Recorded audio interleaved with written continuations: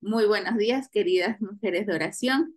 Estamos el día de hoy con otro estudio, también celebrando las fiestas del Señor, justamente en estas épocas.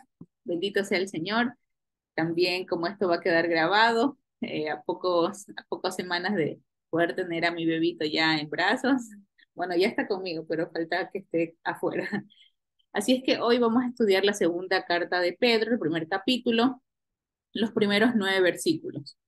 Y vamos a estar leyendo estos versículos y yo los he denominado tips para no ser ociosas y sin fruto, porque acá en Mujeres de Oración lo que siempre vamos a tratar de ser son mujeres virtuosas. Con todos los estudios que tenemos los días jueves, nos levantamos a orar en las madrugadas, también somos mujeres instruidas porque nos gusta tener conocimiento de la palabra del Señor. Y bueno, aquí van estos tips a través del apóstol Pedro que nos trae en su segunda carta. Antes de iniciar, para las hermanas que no han visto, hay un video en YouTube que nosotros estudiamos acerca de las parejas, ¿no? Y nos tocó, a mí me tocó un tema con mi esposo darlo, que se los voy a enviar por el grupo de WhatsApp. Y nosotros dimos un tema que es 7 pasos para crear un mundo llamado matrimonio, que lo vinculamos con los 7 días de la creación. Y justamente el día número 3, que sería el paso 3 para nosotros, es mantener la organización de nuestras actividades matrimoniales, ¿no? Así como en el día 3 dice que el Señor ordenó, después separó, ¿no? Cuando dice, y Dios dijo que las aguas debajo del cielo, en Génesis, que las aguas debajo del cielo se reúnan en un solo lugar y que aparezcan lo seco, y así sucedió. A lo seco Dios lo llamó tierra y al conjunto de aguas Dios lo llamó mares. El Señor comienza a ordenar la tierra, ¿no? Y después dijo que Dios consideró que esto era bueno. Y luego Dios dijo que haya vegetación sobre la tierra, que ésta produzca hierbas que den semilla y árboles que den fruto con semilla, todas según su especie. Y así sucedió. Y comenzó a brotar la vegetación, hierbas que dan semilla y árboles que den fruto.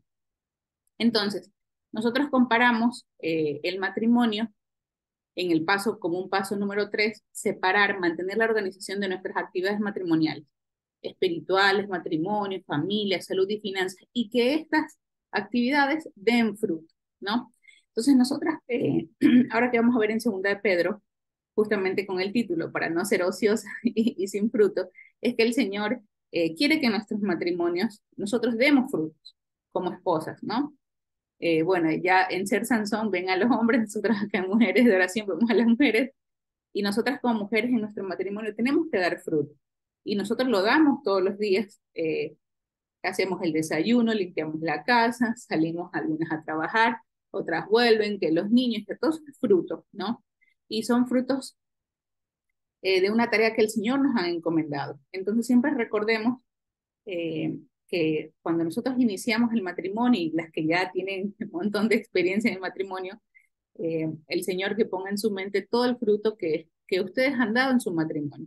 Porque de eso se trata, de todas las actividades que el Señor nos ha dado, tenemos que dar fruto. Como esposas tenemos que dar fruto para que se refleje ese amor, ¿no? Es un trabajo diario. Y justamente eso lo vamos a vincular. Yo les voy a mandar el link del estudio que hicimos con mi esposo. No es que, ay, qué perfecto el matrimonio ya, mira, no, para nada. Nosotros lo hacíamos y decíamos, hoy nos falta un montón por aprender porque aún estamos en estos 2 años de matrimonio como en la luna de miel, ¿no? Y viendo que el Señor es un Dios de orden, decimos, es lindo mantener el enamoramiento, la pasión, qué lindo verlo uno con el otro, pero también viene una parte muy importante, que es la parte de la obediencia, de la fidelidad y de ser conscientes que es un trabajo que todos los días tenemos que levantarnos temprano, cumplir con nuestro jefe, que es nuestro Señor y Salvador, darle cuentas a Él, ¿no? Llevarnos bien con los compañeros de trabajo, que es con nuestra familia. Entonces, saber que el matrimonio es un trabajito. Bueno, ahora sí, una vez viendo la introducción, vamos a iniciar. Esta segunda carta, al igual que la primera, fue escrita a los mismos destinatarios, las ovejas perdidas en la dispersión. Y esas ovejas perdidas en la dispersión, no, en este caso siempre cuando estudiamos la palabra, lo estudiamos a través del contexto y también lo estudiamos, bueno, en ese tiempo pasaba esto, ¿no? Hay promesas que faltan por cumplir, hay también profecías que faltan por cumplir, pero en este caso, este mensaje está directamente relacionado ya con nosotras, ¿no? Las que estamos acá, y también con todas estas ovejitas que están en la dispersión, ¿no? Y cómo vemos que, cómo sabemos que van a los mismos destinatarios, pues en el capítulo 3 lo menciona el mismo Pedro, ¿no? Cuando dice, queridos hermanos, esta ya es la segunda carta que les escribo, ¿no? En las dos he procurado refrescarle la memoria. ¿Para qué? Para que tengan con una mente íntegra, recuerden las palabras que los santos profetas pronunciaron en el pasado. ¿Quiénes son los santos profetas que anunciaron en el pasado? Pues bueno, ya sabemos los profetas, su palabra, la instrucción, su ley. Entonces, cuando nosotros leemos segunda de Pedro, si tenemos aquí invitadas que es por primera vez que están, les damos la bienvenida. Si nosotros leemos la segunda carta de Pedro, esto nos tiene que llamar la atención, porque una vez más, Pedro está nombrando la instrucción del Señor. Entonces, ya muy lejos dejó de ser el Nuevo Testamento y el Antiguo Testamento. Recordemos que lo mismo que está mencionando Pedro, está mencionando la instrucción del Señor, de las cuales muchos dicen que ya no estamos en esa instrucción porque hay una nueva ley. Y claramente no hay una nueva ley porque Pedro, perdón, la está mencionando acá cuando dice, recuerden las palabras. Mejor dicho, dice que en las dos cartas él ha procurado refrescarle la memoria para que con una mente íntegra recordemos las palabras que los santos profetas pronunciaron en el pasado. Pedro no decía nada nuevo, Pedro no aumentó nada nuevo. El Nuevo Testamento no quiere decir que el Antiguo pasó.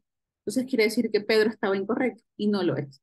Recuerden, entonces, cuando alguien nos pregunte, entonces Pedro le hablaba a los nuevos creyentes, a los nuevos conversos. Sí, es verdad, les hablaba, pero ¿qué les recordaba Pedro? Esto es un versículo clave. Pedro venía a refrescar las palabras que los santos profetas pronunciaron en el pasado. Aquí tenemos la respuesta en la propia palabra del Señor. Bueno, entonces continuamos. Se continúa con un mensaje de esperanza que vimos la misma en la carta número 1, un mensaje de esperanza en tiempos de persecución y consolidación de la fe, el igual que estamos pasando ahora. Exhorta a la unión y fraternidad, pero sobre todo a llevar la verdadera fe, teniendo como principal a nuestro Mesías, Yeshua, Jesucristo, a nuestro Redentor. Y veremos tips para ser objetivos y llegar a la meta de nuestro llamamiento. Eso es lo que vamos a estar viendo en esta carta. Son los primeros 9 versículos. Va a ser un estudio aparentemente corto para volver a refrescarlo la semana que viene. Bien. Sí voy a necesitar a alguien que me pueda ayudar a leer desde el versículo 1 al versículo 9. Ahí está Ana María, ahí le reactivo el audio.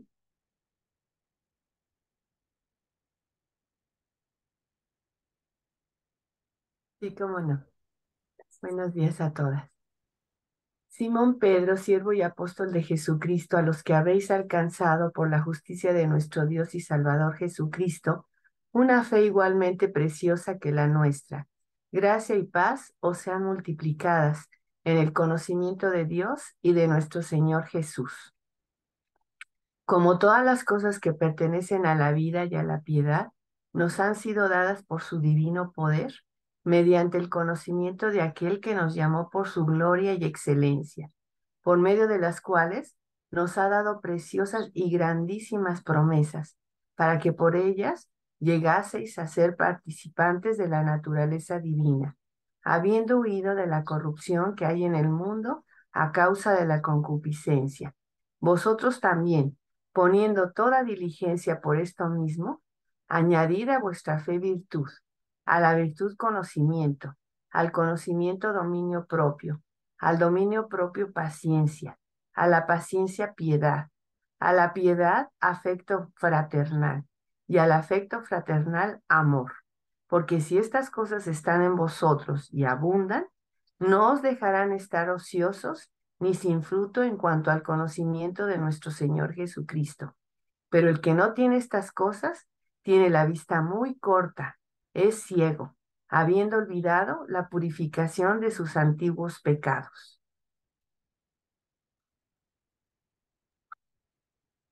Muchas gracias, querida Ana María. Bueno, vamos a estudiar estos 9 versículos que quizás ya leyendo ya se nos viene a la mente de qué vamos a tratar. Y justamente como dice el último versículo, el 9 que vamos a estar estudiando, pero el que no tiene estas cosas, las ya mencionadas, tiene, perdón, el versículo 9 porque es 8, pero si estas cosas están en nosotros y abundan, no nos dejarán estar ociosos ni sin frutos. Entonces, por eso es el título de este estudio que vamos a estar viendo con detalle cada una de estas palabras que menciona acá el apóstol Pedro. Para las hermanas que desean saber un poquito más del apóstol Pedro, tenemos el primer estudio que nos dio nuestra amiga Maru, que es un muy buen estudio, ¿no? A partir del contexto de Pedro, cómo él vivía, cómo era su actitud, versículos claves para saber eh, exactamente cómo se mostraba Pedro ante los circuncisos, porque para ellos fueron llamados. Entonces, les recomendamos ese estudio de nuestra amiga Maru, que está buenísimo. Vayan a ver lo que está, es el primero de nuestra playlist de la segunda carta de Pedro. Bien, empecemos. Bueno, empieza Pedro saludando, ¿no? Un saludo muy lindo, muy cordial y dice, Simón Pedro, siervo y apóstol de Jesucristo, a los que habéis alcanzado por la justicia de nuestro Dios y Salvador Jesucristo, una fe igualmente preciosa que la nuestra. Gracia y paz os sean multiplicadas en el conocimiento de Dios y de nuestro Señor Jesucristo. La palabra siervo, que ya la hemos venido estudiando, ¿no?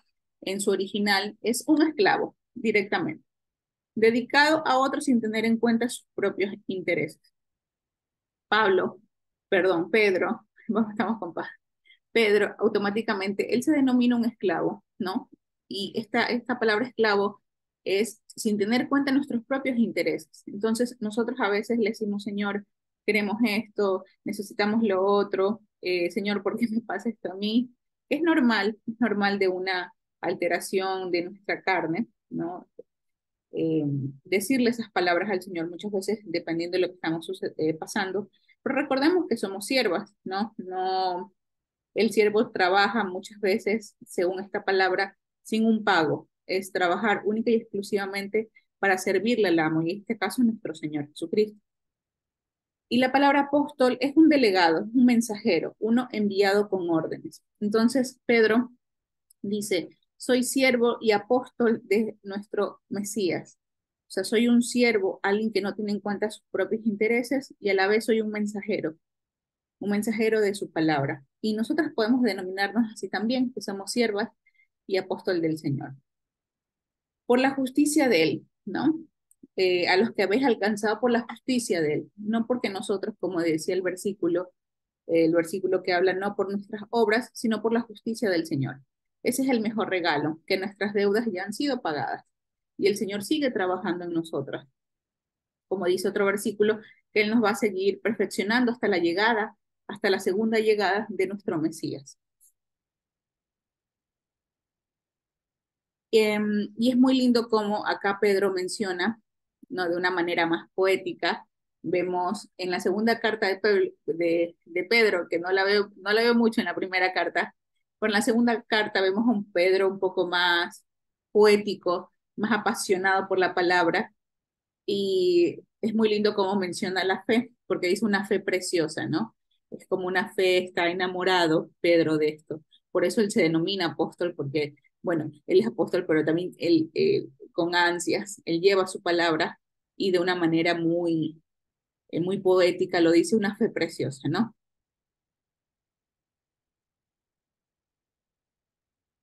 Gracia y paz, les dice, gracia y paz, como cuando nos saludamos, el shalom que decimos, también lo decían, lo traemos de ellos, gracia y paz se han multiplicado para ustedes en el conocimiento de Dios y de nuestro Salvador.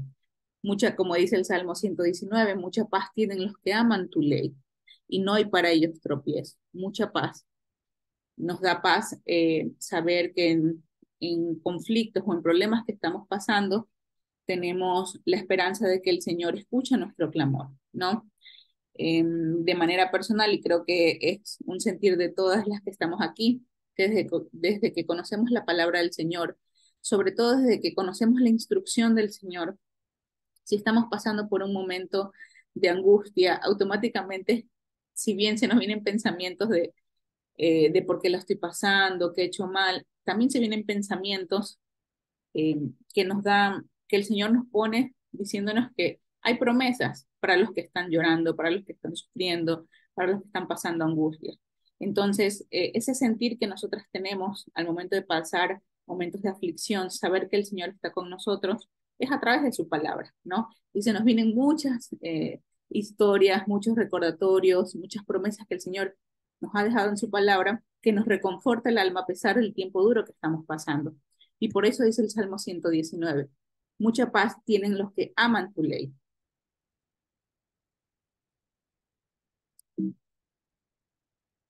Esta palabra conocimiento, que la vamos a estar estudiando un poquito más adelante, tiene que ver con conocimientos preciosos y correctos. Es discernimiento.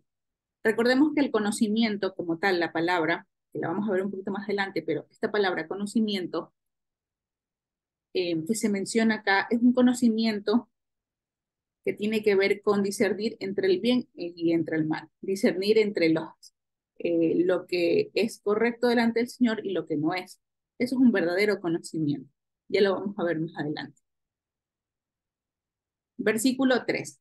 Como todas las cosas que pertenecen a la vida, dice Pedro, y a la piedad, nos han sido dadas por su divino poder, mediante el conocimiento de aquel que nos llamó por su gloria y excelencia. Esta palabra piedad, que también la vamos a ver más adelante, es la misma que se utiliza cuando Pablo le dice a las mujeres que tienen, cómo tiene que ser la vestimenta de la mujer, cómo se tiene que presentar la mujer delante del Señor, y dice que son mujeres que profesan piedad. Y esta palabra piedad tiene que ver con reverencia, con respeto hacia Dios, temor y respeto hacia Él. Entonces, lo podemos leer como todas las cosas que pertenecen a la vida y hacia la reverencia de nuestro Señor. La palabra piedad tiene que ver con reverencia al Señor. Esta persona tiene piedad o es piadosa, esta persona es una persona que tiene un respeto hacia Dios, no lo considera el primero antes de realizar sus actividades. Entonces, como todas las cosas que pertenecen a la vida y a la piedad nos han sido dadas por su divino poder, todo lo que nosotros sabemos actualmente es por el divino poder del Señor, mediante el conocimiento de aquel que nos llamó por su gloria y excelencia. Esta palabra llamó es muy, muy linda, porque en su original significa llamar en voz alta, nombrar por nombre la atribución de alguien o algo. Entonces, cuando nosotros vemos que el Señor dice que mediante el conocimiento de aquel que nos llamó, no, Él nos llamó a cada una por nuestro nombre. Nosotros siempre decimos, bueno, las ovejitas perdidas de la casa de Israel, su pueblo que está extraviado, los nuevos conversos, los que se convierten, siempre los unimos en conjunto. Pero lo que en realidad la palabra de acá llamó significa es nombrar por nombre, que quiere decir llamar en voz alta. O sea, el Señor nos llamó a cada una por nuestro nombre. Ana María, Matildita, Esther, Maru, Raquel, Marina, Lucida, cada una nos llamó por nombre. Y nos llamó, así puse este teléfono con WhatsApp, y nos llamó cada una. Entonces, Él nos llamó por su gloria y excelencia. Entonces uno dice, ay Señor, sabes mi nombre, ¿no? Aquí cada una diría, bueno, a veces nos sentimos un poquito mínimas, decir, ah, yo soy de una ciudad pequeña, no hago muchas cosas, quizás no tengo la profesión correcta, eh, muchas dirían, no tengo los estudios suficientes, quisiera hacer más cosas, pero así donde el Señor nos vio, el Señor nos llamó. Y es lindo saber porque eso nos da una mentalidad de que todo lo que pasa en este mundo es nada, es vacío a comparación de lo que el Señor nos está llamando. Entonces, si nosotros vivimos en un lugar, realizamos tales actividades, el Señor ya nos llamó desde ahí, ¿no? Eh, sin ser las mejores o las más perfectas, el Señor ya nos llamó. ¿Y a qué nos llamó? Y lo vemos como lo que dice acá en Primera de Pedro. Mas vosotros sois linaje escogido, real sacerdocio, nación santa, pueblo adquirido por Dios, para que anunciéis las virtudes de aquel que nos llamó de las tinieblas a su luz admirable. Entonces, cuando el Señor llama a Raquel, cuando llamó a Raquel, Raquel, te he llamado. ¿A qué te llamó Raquel? Pues bueno, nos llamó de las tinieblas a su luz admirable, para que anunciemos las virtudes de Él. A eso nos ha sido llamada.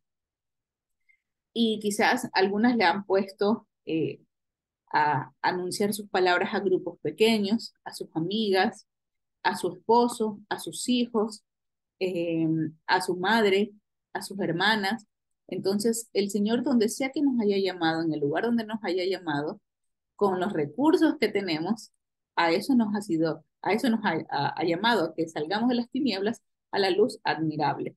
Entonces, esos pequeños detalles de nuestras vidas que no lo admiramos, que muchas veces lo minimizamos, pues bueno, el Señor lo ha escogido de antemano para que nosotras podamos llevar su palabra. Así que le agradecemos al Señor, porque le digo, Señor, en lo mínimo que yo te puedo dar para ti, ya eso es bastantísimo, ¿no? Y a veces como que queremos hacer más cosas.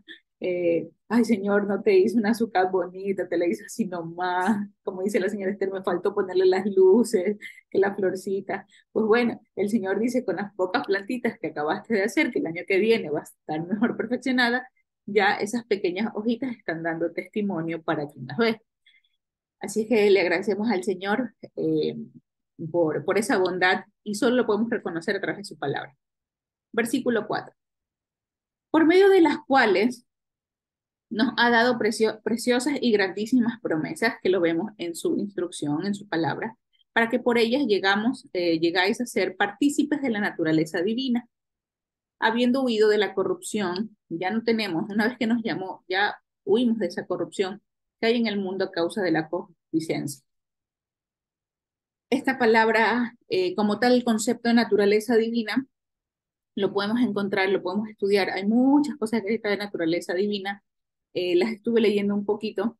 No, no es que me creo sabia en su totalidad, pero sí creo que está un poquito sobreestimado este concepto de naturaleza divina, porque simplemente viendo en los originales podemos ver que esta palabra divina tiene que ver, o sea, proviene del Dios, ¿no? Una autoridad fuerte. Entonces, aquí dice que para que estas promesas llegáramos a ser partícipes de la naturaleza divina, directamente tiene que ver con una naturaleza que proviene del Señor, de lo más alto. Porque justamente, y estudiándolo por contexto, nosotros salimos de, de Egipto para ir hacia una Jerusalén, para ir hacia una Jerusalén eterna. Entonces, el Señor nos saca de ahí, de esta corrupción, para llevarnos a su naturaleza perfeccionada, ¿no?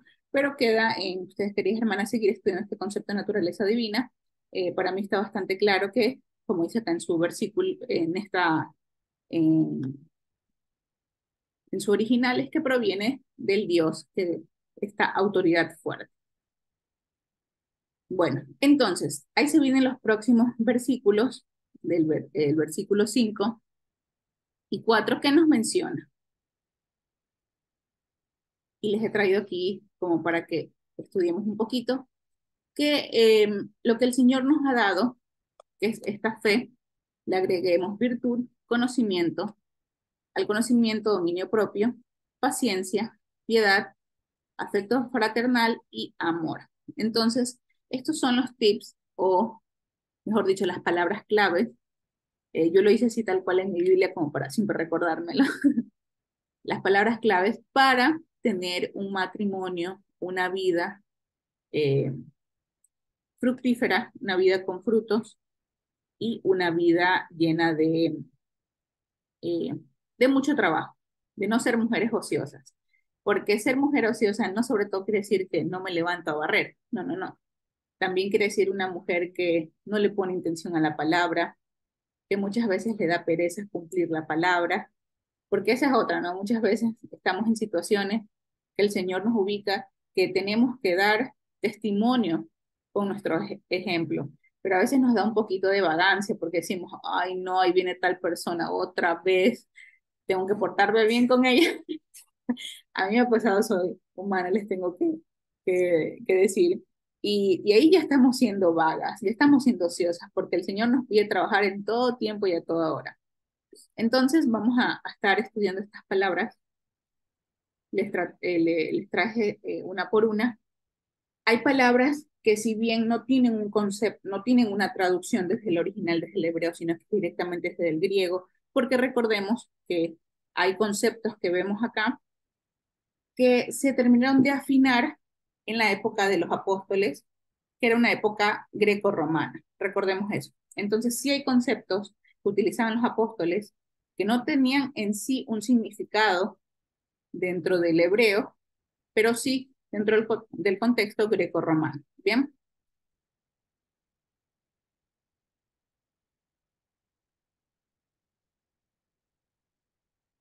Bien. Entonces, como dice acá en Efesios 2 del 8 al 10, que todos estos conceptos nos van a ayudar, son buenas obras que nos van a ayudar a cumplir eh, el llamamiento que nos ha dado el Señor como mujeres, ¿no? Como parte de su pueblo. Y dice, porque por gracia ustedes han sido salvados mediante la fe.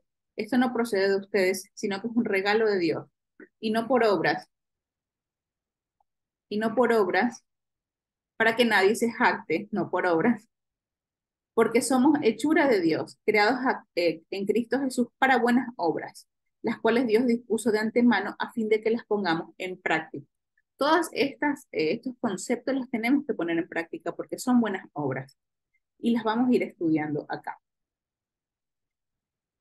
Y como dice el versículo 5, vosotros también poniendo toda diligencia, tenemos que ser diligentes en estos conceptos. Yamila, tienes que ser diligente en estos conceptos, estudiarlo. ¿Y qué significa la palabra diligente? La palabra diligente significa deprisa, seriedad al lograrlo, promover o esforzarse por lograr cualquier cosa, poner toda diligencia, interesarse más seriamente. Entonces, sí nos vamos a enfocar en estas palabras ahora que vamos a pasar en esta semana llenas de alegría, de gozo, a pesar de la circunstancia que cada una de las hermanas esté pasando, podemos ir meditando en cada una de estas palabras estos días, ¿no? Porque Pedro nos está diciendo, el apóstol Pedro nos está diciendo que tenemos que poner toda diligencia, toda seriedad, ¿no? Esforzarnos por realizar cada una de estas acciones, estas buenas obras que también nos menciona en Efesios, ¿bien? Entonces vamos a ir a la primera, porque dice que a nuestra fe tenemos que agregarle virtud. Entonces, la palabra fe vamos a estar como estudiando un poquito las palabritas para ver de qué se trata y siempre trayendo en lo posible de tener sus dos significados, tanto en el griego como en el hebreo, ¿no? Esta palabra fue en el griego, ¿no? Pistis, habla sobre fidelidad y creencia, término relacionado a la convicción de Dios. En el hebreo nosotros lo conocemos bastante, que significa emuná, que es fidelidad a su palabra, fidelidad al Dios verdadero, ¿bien? Cuando lo vemos bien en el pictograma, digamos en el pictograma hebreo o un poco más paleohebreo, un poquito más atrás, ¿no? Es una imagen, como vemos, son dos dibujitos, que el primero es una semilla que se asimila como si fuera un espermatozoide y la segunda es como un líquido, ¿no? Un líquido de sangre, así lo dice en esta traducción. Yo voy a pasar en donde saco estas palabritas. Es una página que se llama studilight.org, después se las paso y ahí podemos estudiar palabra por palabra. Es parecido a Listword, solo que el Listword hay que bajarlo, es un poquito más complicado, el Listword un poco más completo, pero el StudyLight que yo les digo, lo encuentran directamente en internet y es un poco más accesible para las hermanas que no puedan descargar el Listword, ¿no? A lo último se los voy a estar mostrando cuál es. Entonces, este pictograma es una imagen, es como esta semilla, ¿no? Una imagen, y el otro es un líquido de sangre. Esta es de la semilla, que lo dijimos que es como espermatozoide, y ambos, ¿no? Ambos, dice, combinados, estos dos significan la sangre continua. Es muy interesante esto. Cada especie o cada género continúa pasando su sangre a la siguiente generación que proviene del progenitor. También la idea de fuerza a través de la sangre. ¿Y nosotros qué tiene que ver esta sangre que continúa, ¿no? Con su progenitor, qué tiene que ver con la fidelidad? Entonces, lo que trata esta palabra, y siempre lo vamos a ver como en los originales, que los apóstoles también traían mucho, los apóstoles también los escribían pequeños detalles en cuanto a las palabras en el original, siempre combinaban sus conocimientos, o sea, las palabras, con los conocimientos que ellos podían visualizar, que era la naturaleza o los mismos conocimientos del cuerpo humano, ¿no? Por eso encontramos que tiene que ver la palabra fe con este dibujo que tiene que ver un poco con una semilla, con un espermatozoides, ¿no? Que es un poco raro para nosotros en este tiempo, pero entendamos que los primeros conocimientos se daban a través de las cosas que visualizamos, la naturaleza, el cuerpo humano, comportamientos de las personas. Y cuando nos habla que la sangre continúa, que es muy lindo porque tiene que ver indirectamente, pero para nosotros directamente con nuestro Mesías, es justamente esto de la fidelidad a la sangre, ¿no?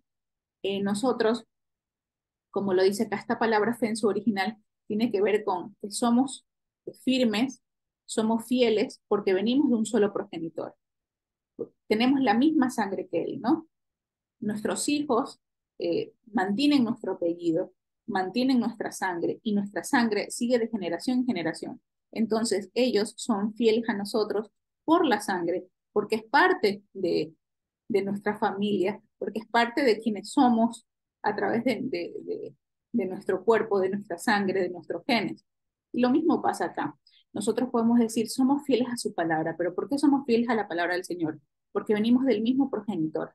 Todas las que estamos aquí, si bien vivimos en países distintos, físicamente somos diferentes, pero procedemos de la misma sangre que es nuestro progenitor, el único, como dice en el Salmo 139, el que nos creó desde el vientre de nuestra madre.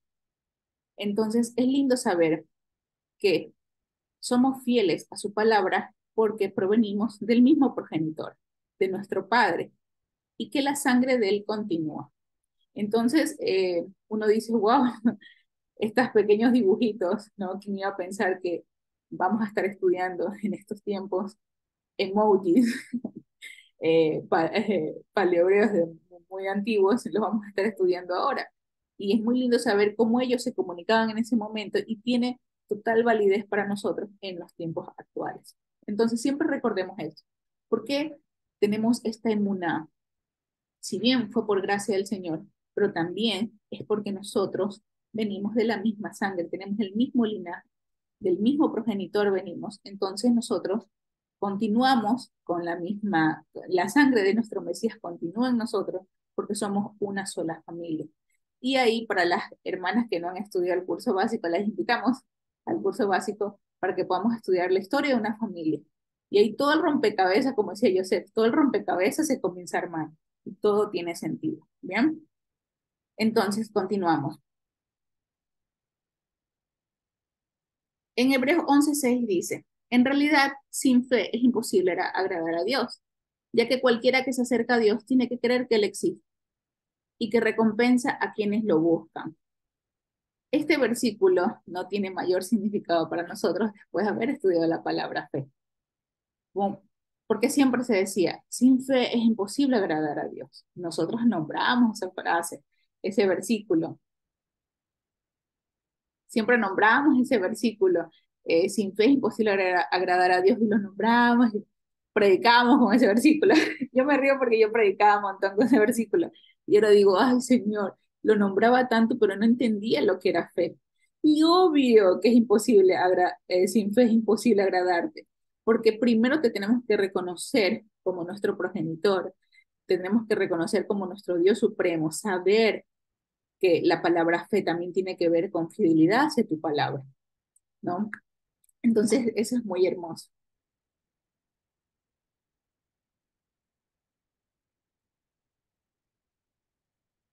Bien, acá también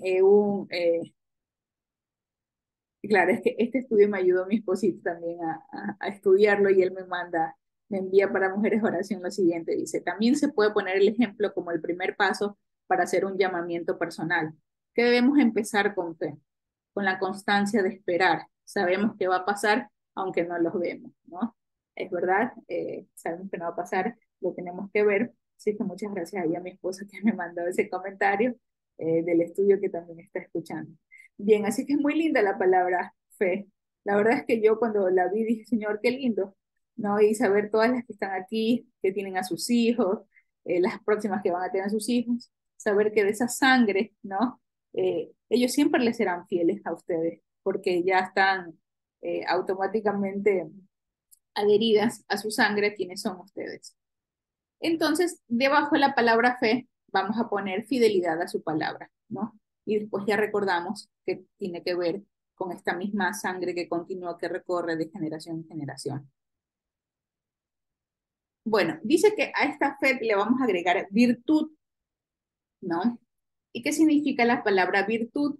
En el griego es en referencia a la excelencia, ¿no? Es una palabra eh, heroísmo. Esta palabra virtud que se menciona acá, sí está más enfocada desde el griego, ¿no?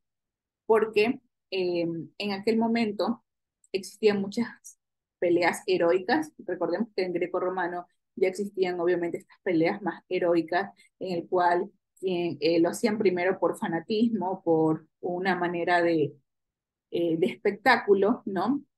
Entonces esta palabra virtud tiene que ver con heroísmo, justamente es una palabra directamente para el hombre en aquel entonces, que significaba algo de viril, ¿no? El hombre que ganaba, que era héroe, era un hombre que tenía mucha virtud, ¿no? En realidad es una palabra que se la creó para el hombre, no para la mujer, pero ya con los tiempos esta palabra se agregó directamente a un vocabulario de literatura normal, pero también significa correcta guía de pensamientos. Entonces, lo que decía aquí Pedro, recordemos, Pedro, ¿por qué utilizas palabras en greco-romano? Pues bueno, porque también habían palabras que se habían terminado de definir en aquel entonces. Entonces, sí vamos a ver a los apóstoles que tienen, que utilizan muchas palabras o términos que solo se utilizaban, ¿no? O se terminaron de definir en aquel momento. Entonces, en el hebreo podemos también ver una referencia a esta palabra virtud como esplendor, majestad, virtud y excelencia, ¿no? Entonces, a esta fidelidad de la palabra, a esta fidelidad de quién es nuestro progenitor, de dónde procedemos, tenemos que agregarle virtud, o sea, excelencia, ¿no? Aquí vamos viendo, bueno, como mujeres que no queremos ser ociosas ni sin fruto, ya tenemos la fidelidad a su palabra, que es la fe, la virtud, ser excelente en eso que nosotros vamos a estudiar de su palabra, de la fidelidad de su palabra, ¿no? En el original son dos dibujitos en el pictograma, que es una puerta y un hombre como gritando, ¿no? Y esto tiene que ver con un heroísmo, ¿no? Un grito de heroico, un grito de lo hemos logrado. Entonces, tiene que ver con esta palabra, con excelencia. A la fidelidad le vamos a agregar esta virtud, esta excelencia en todo lo que nosotros vayamos a hacer para el Señor. Hasta ahí tenemos bastante trabajo, ¿no? Hasta ahí yo ya tengo trabajo para lo que queda del año más allá, en solo en estas dos palabras. Pero seguimos porque somos mujeres virtuosas y como dice la señora Esther, vamos a estar todos los jueves definiendo los temas para hacer, bueno, jueves seguidos, para definirnos como mujeres virtuosas. Dice que a esta virtud tenemos que agregarle conocimiento. Yo ya, ahí ya es un montón de trabajo, pero yo considero que esta palabra conocimiento es una de las más bonitas. Esta palabra conocimiento, desde el griego, en el griego, como se utilizaba esta palabra, es conocimientos con inteligencia. Quiere decir que son conocimientos con experiencias previas. Por ejemplo, eh, es un conocimiento que yo sé hacer un plato de comida porque estudié cómo hacer este plato de comida, ¿no? Es un conocimiento que yo soy profesora de inglés porque estudié inglés, ¿no? Es un conocimiento con una inteligencia previa, ¿no? Especialmente de las cosas lícitas e ilícitas para los creyentes. Ahora, este conocimiento también se utilizaba para definir qué era importante y qué no dentro de la vida de un creyente, ¿no? Por eso es que el Señor nos demanda conocer su palabra, porque solo con su palabra podemos definir lo que es bueno y correcto delante de Él. Ese es el mayor conocimiento. En el hebreo también significa conocimiento de Dios. Directamente en el hebreo es conocimiento de Dios.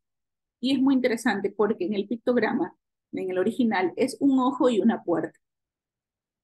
Dice, a través de los ojos uno experimenta, a través de los ojos, lo dice este diccionario que habla de los pictogramas, a través de los ojos uno experimenta su mundo y aprende de él.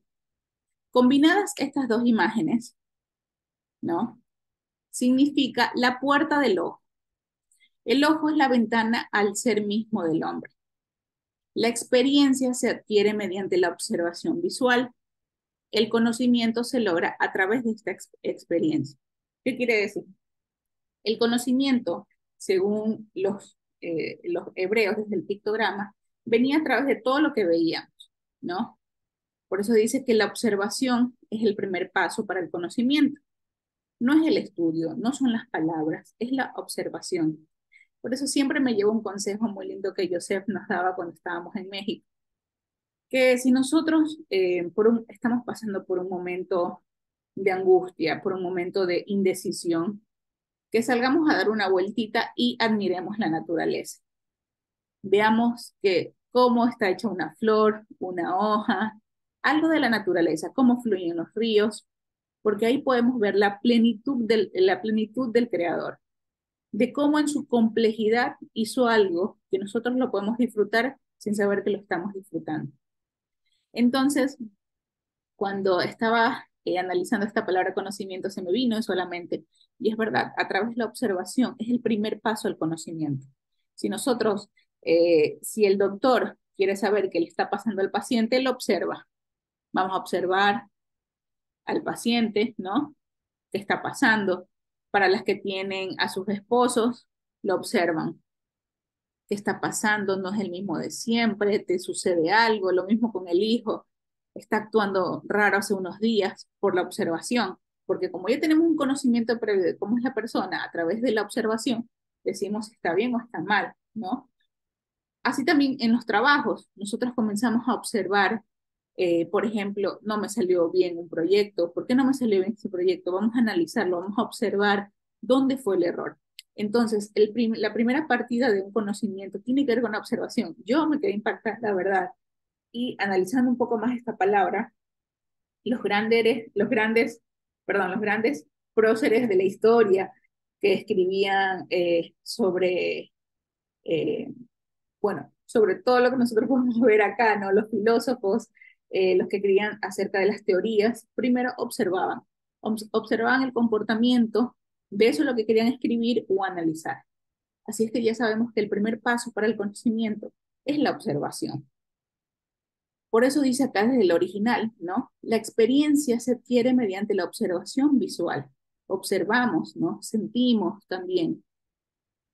Y esto nos lleva al versículo que dice en Mateo 6 del 22 al 23.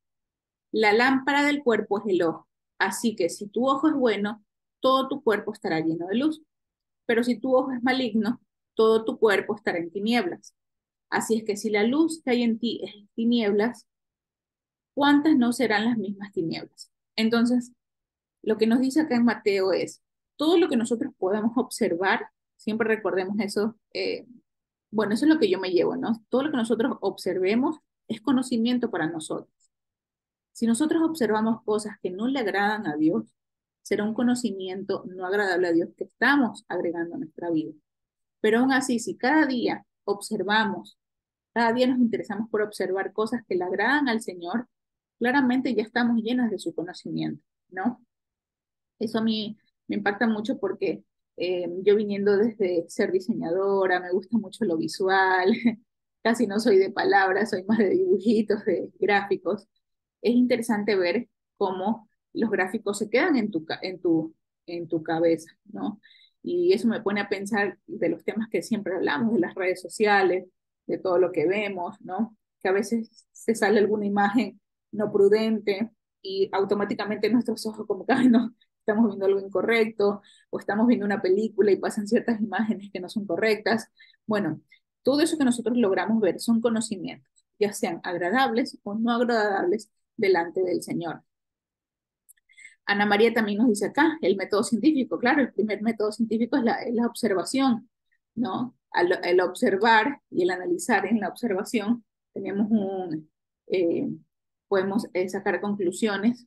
El método científico también tiene que ver con los métodos de estudio, ¿no? Con métodos de poder sacar conclusiones acerca de un tema o de un asunto desde un punto de vista más académico y científico. Y es uno de los pasos, la observación. Y qué lindo saber que esto no es de ahora, pues esto ya viene desde la época de nuestros patriarcas y mucho más antes. Entonces, siempre recordemos esto, que todo lo que nosotros logramos ver es conocimiento, ya sea bueno, ya sea agradable o no delante del Señor. Así que como dice Mateo, la lámpara, la lámpara de nuestro cuerpo son nuestros ojos, así es que tenemos que ser muy cuidadosos con las cosas que vemos. Bien, entonces, hasta aquí ya vamos.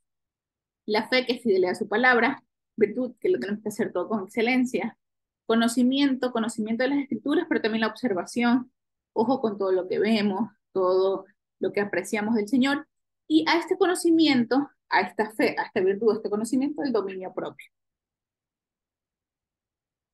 Esta palabra, dominio propio, es una palabra directamente creada en el greco-romano. Inclusive, vamos a leer un poquito acá, no, es una palabra usada en los escritos de Gálatas, Timoteo. Si vemos dominio propio como concepto, está usado en las cartas de Gálatas, Timoteo, Efesios, Corintios, Romanos, Pedro, Tito, después del Mesías, ¿no? Entonces es una palabra que tiene que ver con un concepto, mejor dicho, un concepto greco-romano. No lo encontramos como dominio propio en el hebreo, en el original, ¿no? Al menos lo que estuve viendo, no hay una referencia directa. Lo que sí encontramos en el hebreo es la palabra enseñorear, la palabra dominar, pero el dominio propio como tal no lo vemos como un concepto en el hebreo, ¿no? Sí lo vemos a partir de las cartas de los apóstoles justamente en la época grecorromana. Entonces, esta palabra dominio propio en el griego significa autocontrol, dominio propio, otro control, la virtud de quien domina sus deseos y pasiones, especialmente sus apetitos sensuales o sexuales. Autocontrol, templanza. ¿Y por qué viene esta definición? Porque es un término griego usado se utilizaba para los Juegos Olímpicos, ¿no? Vemos aquí que Sócrates, Genofonte y Platón lo asignaron para el autocontrol. Fue un concepto que se creó en el greco-romano para definir el autocontrol, ¿no? Recordemos, incluso es un concepto bastante filosófico, como para decir, porque recordemos que en este tiempo existían varias filosofías que tenían que ver con poder controlar tu cuerpo, o filosofías que tenían que ver, no, desgástate normalmente, que tu cuerpo sea libre y pueda ser apasionado abiertamente. Entonces existían estas dos corrientes, en un momento nosotros ya lo estudiamos, y este concepto de dominio propio es un concepto greco-romano que tiene que ver con el dominarse, digamos, con las fuerzas carnales que tenemos. Bien, ahora, ¿por qué los apóstoles utilizaban este concepto greco-romano? Pues recordemos que ellos también estaban en esa época, ¿no? Y ya habían conceptos adaptados. Entonces, ellos también tenían que hablarles a los que estaban dispersos, tenían que hablarles con conceptos que ellos pudieran entender. Y si bien el dominio propio no es un concepto directamente ligado a conocimientos del Señor, sino más bien un concepto creado en el greco-romano, sí servía para lo que los apóstoles necesitaban decir en ese momento, que era el dominio propio. Porque recordemos que ellos estaban volviendo a las raíces de la fe, estaban volviendo a la palabra del Señor, y sí necesitaban tener un dominio propio, porque ellos venían de una naturaleza totalmente inmunda que nosotros las conocemos, porque nosotros también venimos de esa naturaleza. Entonces, al momento de volver, sí tenemos que volver con dominio propio, por más que sea un concepto greco-romano. Tenemos que volver con dominio propio para decir no a las cosas antiguas y estar firme en lo que viene. Bien, entonces, este dominio propio, había unos escritos que decían, bueno, pero ¿por qué utilizan estos conceptos grecorromanos los apóstoles? Y es verdad, hay acá en un escrito que decía, es imposible comprender algunos aspectos del dogma. El dogma quiere decir dogma de las palabras, por así decirlo, cristianas, sin recurrir a los conceptos grecorromanos. Entonces, dominio propio es un concepto grecorromano, recordemos. ¿Qué también tiene que ver este dominio propio? ¿De qué nos sirve? De autocontrolarnos para poder llegar al objetivo y a la meta. Actualmente lo vemos mucho en los deportistas, ¿no? Que no, no tienden a saciar completamente sus deseos para poder estar activos para lograr una meta. Entonces, el dominio propio es autocontrolarnos para poder llegar a este objetivo, a esta meta. Y lo vemos en Primera de Corintios, tenemos un versículo súper clave para poder entender el concepto de dominio propio. Dice así, Primera de Corintios 9, del 24 al 27. ¿No saben que en una carrera todos los corredores compiten? Aquí, aquí en Primera de Corintios se nombra, se menciona esta carrera de los corredores, o en algunas versiones habla sobre el estadio, tiene que ver justamente con estos Juegos Olímpicos que ya se veían en aquel momento. Entonces dice, ¿no saben que en una carrera todos los corredores compiten, pero solo uno obtiene el premio? Corran pues, de tal modo que lo obtengan. Todos los deportistas se entrenan con mucha disciplina. Ellos lo hacen para obtener una corona que se echa a perder. Nosotros, en cambio, por una que dura para siempre. Así es que yo no corro como quien no tiene meta, no lucho como quien da golpes al aire, más bien golpeo mi cuerpo y lo domina. No sea que después de haber predicado a otros, yo mismo quede descalificado. Entonces aquí vemos un ejemplo claro de lo que es el dominio propio, ¿no? Dando un ejemplo de, de lo que sucedía en aquel momento, de esta circunstancia grecorromana, de este tiempo grecorromano, y se menciona acá en Primera de Corintios, ¿no? Habla sobre estos corredores, que si bien estos corredores van a la meta por una medalla o una corona que es de este mundo, nosotros tenemos que ir por la corona eterna, ¿no? Entonces tenemos que ser disciplinados en eso. Entonces el dominio propio también tiene que ver con la disciplina, ¿no? Y recordemos que por más que sea un concepto grecorromano, se utilizaban los apóstoles este concepto para, no para los tiempos de ellos, sino para llevarlo para nosotros a un punto más, que es la meta del llamamiento que nos dio nuestro Mesías. Bien. Entonces, a este dominio propio, paciencia. La palabra paciencia en el griego tiene que ver con firmeza, constancia, resistencia.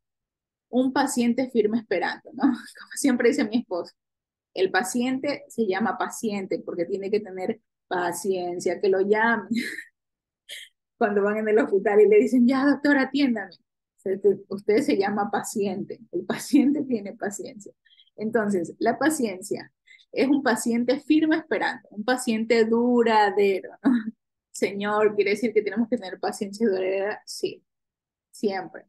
Es la característica de un hombre, me gustó este diccionario lo que dice, la característica de un hombre que no se desvía de su propósito deliberado y de su lealtad a la fe y a la piedad, ni siquiera por las mayores pruebas y sufrimientos. No se desvía de su propósito por más que esté pasando las mayores pruebas y sufrimientos.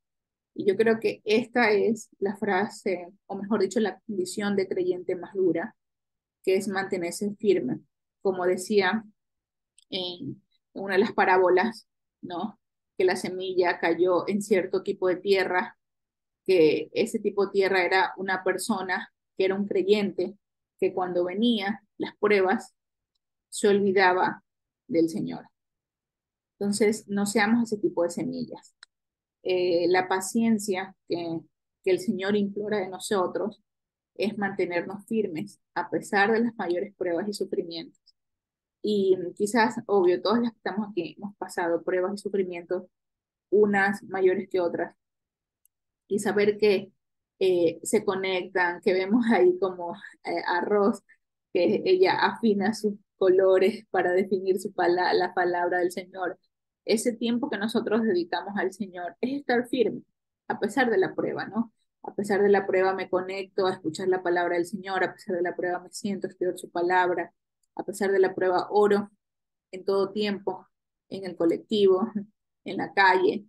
El Señor ve esos pequeños detalles y como a veces decíamos, no ser tan duras con nosotros, ¿no? Porque el Señor sabe que los estamos buscando y que ya estemos aquí todas conectadas, aprendiendo unas de otras. El Señor ve que estamos buscando de Él y eso es lo que dice acá, ¿no? Mantenernos firmes, estamos siendo pacientes, pacientes a lo que el Señor nos está por dar. Y en el hebreo, esta palabra tiene que ver con esperanza, cosas esperadas, constancia. En el original, esto fue una de las cosas que a mí más me impactó, como en el pictograma es de un hombre alzando las manos, como gritando, y un cordón. Entonces, esto significa, no, ambos, es hombre y un cordón. Hombre atado, retenido, aburrido. La constancia es incómoda. Y yo me impactaba y yo decía, ¿por qué la palabra paciencia tiene que ver con la palabra aburrido, con incomodidad? Como que no es una palabra muy alentadora, ¿no? El ser paciente es una palabra un poquito, es verdad, como aburrida, como que está ahí paciente, esperando y no sabe, pero el Señor también demanda de nosotros no siempre alegría, ¿no? La constancia es incómoda a veces, es incómoda y pasajera. Es como todos los días me tengo que levantar 5:45, hacerle el desayuno a mi esposo y a mis hijos, que muchas veces me dicen, ah, no me gustó el desayuno, ¿no? Esa constancia de que me levante todos los días a hacer el desayuno, ay, y que no les guste. Bueno, esa es paciencia. Cuando dije, bueno, eso es paciencia, ya no me voy a sentir mal todas las mañanas levantándome a la misma hora, haciendo el mismo desayuno. Mamá, haces el mismo desayuno, cocinas igual. Bueno, eso es paciencia. Y acá la palabra del Señor nos dice que esta palabra paciencia es un hombre gritando con un cordón, como que está retenido algo. Y bueno, nosotros también estamos retenidas algo a la palabra del Señor, a lo que el Señor nos ha mandado como trabajo. Si nos ha dado una familia, pues bueno, estamos retenidas la familia. Y aunque la palabra no es tan alentadora, sí cumple con el propósito del Señor. ¿Por qué? Porque es la característica de una mujer que no se desvía de su propósito deliberado, ni de su lealtad a la fe, ni siquiera por las mayores pruebas y sufrimientos. Así es que, bueno, hermanas, la palabra paciencia vemos que no es tan bonita, pero es estar, como les puse abajo el significado de paciencia, constancia. Estamos atadas a algo. Y sí, pues estamos atadas al Señor, a lo que nos ha demandado y el trabajo que nos ha dado. Y a esta paciencia, esta constancia, de estar atados, le vamos a agregar piedad. Y la palabra piedad tiene que ver en el griego con reverencia y respeto hacia Dios. En el hebreo, lo mismo, temor de Dios, temor santo. Es la misma palabra que ya lo estudiamos en 1 Timoteo 2, del 9 al 10, cuando Pablo le hablaba a las mujeres cómo deberían de vestirse. Esta palabra piedad dice asimismo que las mujeres se atavíen en ropa decorosa, con pudor y modestia, no con peinados ostentosos, ni oro, ni perlas, ni vestidos costosos, sino con buenas obras como corresponde a mujeres que profesan piedad, ¿no? Mujeres que profesan temor a Dios. Por eso siempre decíamos a la imagen de Dios que nosotros cuando nos tenemos que vestir o arreglar, es como que si al lado estuviéramos caminando con nuestro Mesías, con nuestro Creador. No tenemos que vestirnos y presentarnos visualmente con un temor hacia Dios, ¿no? Como que saber que yo voy de la mano del Señor y el respeto y el temor que le tengo a Él, eso se refleja en mi persona. Entonces esta palabra piedad es temor a Dios, es reverencia, es respeto hacia Él. Entonces, si nosotros vemos que a esta fe, a esta fidelidad a la palabra, le agregamos la excelencia, que es la virtud, el conocimiento de la escritura, pero también de todo lo que observamos, ¿no? El dominio propio de controlar nuestros deseos para llegar al objetivo. Bueno, le agregamos paciencia, que tenemos que estar atadas a ciertas circunstancias. O sea, ahí ya tenemos trabajo como para toda la vida, ¿no? Yo me pongo a pensar, digo, uy, no voy ni por fe. no voy ni saliendo por fe. Son como esos juegos de mesa que usted no sale del mismo lugar. Bueno, ahí sigo en fe. Y la paciencia es estar en constancia, estar atado a algo. A todo esto le agregamos el temor al Dios, para que no nos olvidemos, no, del temor al Señor. ¿Por qué? Porque quizás en el conocimiento nos podemos agrandar, en el dominio propio nos creemos champion, que todo lo podemos, que ya nos podemos dominar, ¿no? En la paciencia muchas veces nos olvidamos de, de nuestro trabajo o podemos caer en desviarnos. Y ante todo esto, el Señor nos piden que tengamos piedad, temor al Señor. Entonces, en todo esto que nosotros vamos recorriendo, tenemos que tener este temor al Dios. Para continuar con el afecto fraternal, como veíamos en el curso básico, el afecto fraternal no fingido, no, que es a pesar de todo lo que nosotros tenemos, podemos tener conocimiento, ser excelentes en lo que hacemos, en la fidelidad de su palabra, en tener constancia, en tener este dominio propio, en tener temor a Dios. Ahí viene lo más importante, afecto fraternal, el amor de hermanos. Y quizás por ahí Ana María ya va por piedad, pero vemos por ahí que la señora Esther va por virtud. Entonces Ana María tiene que tener un afecto fraternal para Esther, para enseñarle, para instruirla, para tenerle paciencia, para ayudarla. Y esta palabra afecto fraternal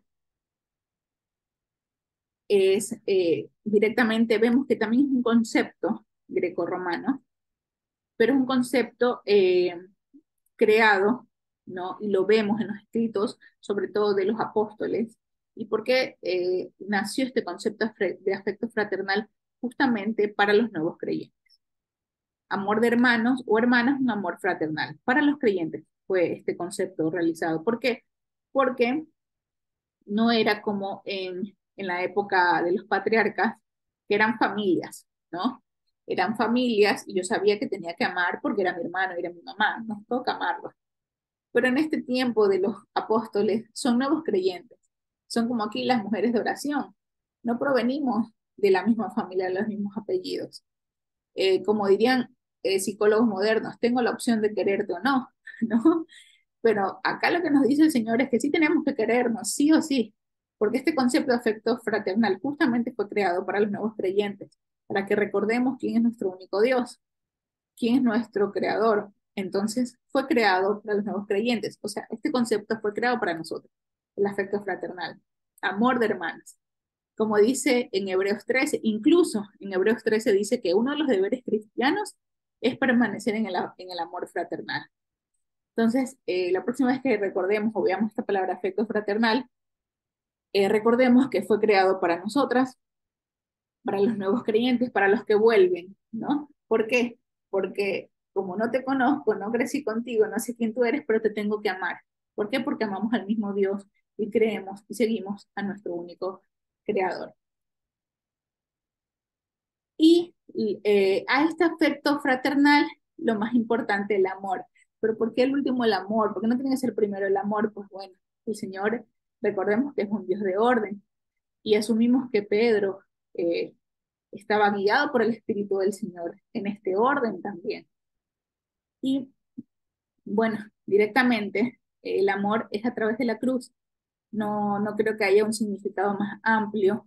E incluso en el original hay tantas cosas escritas sobre la palabra amor. Y todo lo que yo leía me decía, ay, pero este es nuestro Mesías, claramente.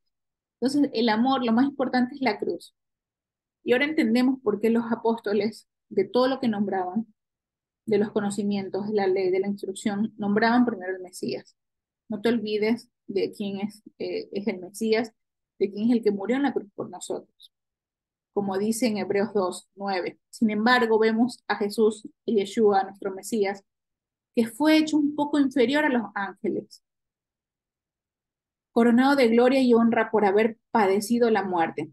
Así, por la gracia de Dios, la muerte que él sufrió resulta en beneficio de nosotros.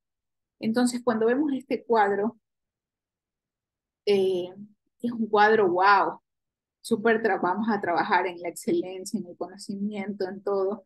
A lo último, vamos a agregar el amor, y el amor es a través de nuestro Mesías, que nos da, no sé, el ejemplo más más perfecto de humildad, que Él murió a sí mismo por nosotros.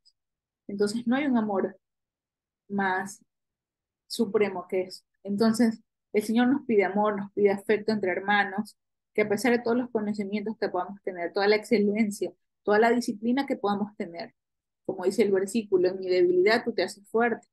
Eh, yo a veces no soy tan disciplinada, no lo soy, trato constantemente de ser disciplinada en terminar las cosas que empiezo, ¿no? O esa palabra muy moderna, actual, que es procrastinar, ¿no? Que esa es una palabra moderna, pero acá ya la vemos que está desde siempre, ¿no? Entonces, cuando vemos, yo siendo no siendo tan disciplinada, tengo que trabajar en esa disciplina, ¿no? Pero imagínense todo esto lo que nos está diciendo Pedro, es para llevar una vida de excelencia. Y vemos que la excelencia tiene que ver y empieza, mejor dicho, desde la humildad, porque no hay ejemplo más de humilde que nuestro Mesías. Que él siendo él dejó todo, se humilló, como dice acá, vemos que fue hecho un poco inferior a los ángeles por nosotros, ¿no? Darlo todo, ¿no? Morir a lo que yo soy para entregarlo. Cuando nosotros con mi esposo estábamos haciendo el curso de prematrimonial, Lincoln siempre nos preguntaba, cuando vas al altar, tienes que morir a quien tú eres, porque ya te unes a otra persona y es morir incluso a lo que carnalmente tú quieres lograr como persona. Y eso fue impactante porque uno siempre, ay, yo quiero hacer esto, incluso como madres, y como, bueno, ustedes que las que son mamás, siempre sus hijos, tú vas a hacer lo que tú desees, vas a luchar por tus sueños, ¿no? Y muchas veces esos sueños no se logran cuando te casas porque ya tienes otra persona, pero eso está mal o está bien, solo el Señor pone en nuestro corazón llevar a cabo los planes. Entonces, todo eso puede morir y lo vemos con nuestro Mesías, que Él dio todo, se humilló y llegando a la muerte por nosotros. Y es lindo también ver que la palabra amor en su pictograma es una casa con esta misma persona, esta persona como gritando, como alabando. Entonces, estas dos palabras combinadas, estas dos imágenes, perdón, combinadas, significa mirar hacia la casa o proveer a la casa, a la familia. Uno no elige el hogar en el que nace, es un regalo de Dios. Estos regalos se consideran un privilegio y deben ser apreciados y protegidos, nos dice el diccionario. Entonces, cuando vemos todo esto que nos dice Pedro, que tenemos que perfeccionar estos tips para no ser ociosas y sin fruto, hay que comenzar desde la casa, o sea, el amor fraternal que tenemos con los hermanos, pero acá nos habla del amor que tiene que ver con nuestro Mesías y directamente tiene que ver con nuestra familia, ¿no? El proveer a la familia, iniciar desde la familia. Entonces, ¿cómo el Señor nos sigue recordando que nuestro primer ministerio está desde nuestra familia? Ya seamos, Yami, pero yo soy única, no tengo familia, estoy solita. Bueno, vamos al siguiente paso, el amor fraternal, en busca de una familia de hermanos, una familia en la fe, incluso una familia que el Señor también te puede dar. Entonces, recordemos que el Señor desde pequeño, desde todo este vínculo de palabras y conceptos, el Señor quiere que comencemos desde lo micro, desde nuestra casita. Y dice el versículo 8, porque si estas cosas están en nosotros, todas estas cosas que nos faltan, bueno, a mí personalmente me falta bastantísimo, porque si todas estas cosas están en nosotros y abundan, ay, encima Pedro se pone especial, pues, ¿no? Y abundan, ¿no? Y abundan, no os dejarán estar ociosos ni sin fruto. Todo esto da fruto en cuanto al conocimiento de nuestro Señor Jesucristo. Todos estos conceptos nos van a dar fruto, poco a poco. Si seguimos siendo fieles a la palabra del Señor, la seguimos estudiando, consideramos y reconocemos que nuestro Dios va a haber un fruto. Si en todo lo que nosotros hacemos hay una virtud y una excelencia, va a haber fruto, ¿no? El conocimiento, si seguimos viendo cosas, estudiando más en su palabra, obviamente va a haber frutos. Si comienzo a tener más dominio propio, ok, vamos, Yamila, a tener dominio propio, vamos a hacer esto, vamos a hacer lo otro, obviamente va a haber fruto, ¿no? Y me llevo la frase que la señora Esther en la mañana decía, ay, me faltaban las lucecitas para decorar mi sucá. Entonces, claramente va a haber un fruto porque cuando ella ya le ponga las lucecitas, va a ser distinto visualmente. Entonces, va a haber un fruto porque quizás alguien de su urbanización va a ver eso con luces y le va a decir, oh, wow, qué lindo, que tiene luz. Va a haber un fruto en eso. Entonces, cada una de las acciones que nosotros, cada una de estas acciones que les vamos a poner en práctica, no va a dar fruto, nos va a mantener mujeres ocupadas. Y el versículo 9 para terminar, pero el que no tiene estas cosas tiene la vista muy corta. Bueno, es ciego, habiendo olvidado la purificación de sus antiguos pecados. O sea, y esto sí me llega un poquito porque bendito sea el Señor que podemos conocer su palabra, escudriñar su palabra, ver la intencionalidad de su palabra y cuál es el fin de su palabra. Y que antes no lo veíamos, por más que estábamos en los caminos del Señor. Y, y sí, eh, nosotros digamos que ahora que estamos estudiando, seguimos siendo cortas de entendimiento de estos conceptos, pero antes estábamos más cortas, ¿no? Como es en Argentina, ¿no? Andaba cortas, ¿no? Estábamos más cortas y sí, nos da un poco de nostalgia, porque si no sabíamos sobre estos conceptos, aún vivíamos, ¿no? En nuestros antiguos pecados. No sabíamos bien diferenciar, pero el Señor poco a poco, palabra por palabra, mandamiento por mandamiento, línea por línea, nosotros vamos obteniendo más información sobre nuestro Creador y sobre lo que Él quiere para nosotras. Así es que, bueno, hermanas, estos han sido los 9 versículos que hemos estudiado eh, y los vamos a terminar la semana que viene. Nos quedamos con, nos quedamos con estos conceptos que los tenemos que poner en práctica cada una sabrá por qué pasito va, qué es lo que le falta, ¿no?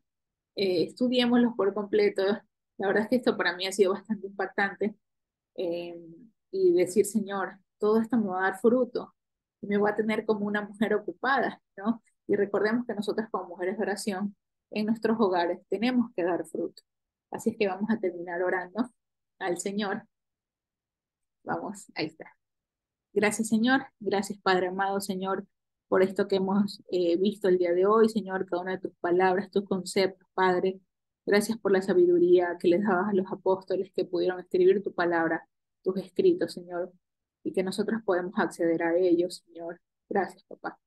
Gracias porque sabemos que esto nos va a instruir como mujeres virtuosas, Señor. Te pedimos que hagas crecer estos conceptos en nosotros, en cada una de mis hermanas, Señor papá, para que logremos frutos dignos delante de ti, en nuestra familia, en nuestros hogares, en nuestro trabajo, Señor papá, delante de ti, Señor papá. Gracias por haber llamado, porque nos llamaste por nuestro nombre como siervas tuyas, Señor papá. Gracias por este tiempo. Bendice a Mujeres de Oración, a la señora Esther, a Maru, todas las hermanas que conforman cada una de ellas, que tú las has llamado por nombre, Señor papá. Gracias por este ministerio, Señor, y que siga creciendo delante de ti, Señor, para la gloria y honra de tu nombre. Bendito seas tú, Señor, por siempre y para siempre. Amén y amén.